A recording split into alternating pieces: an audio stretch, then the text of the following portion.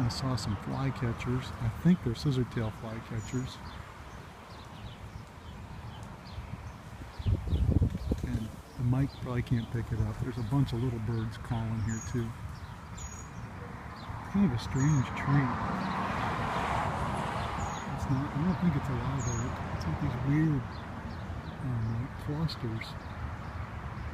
I'm guessing it's some sort of seed pod cluster. Maybe it is a live oak. I just don't remember seeing these clusters on all the branches before.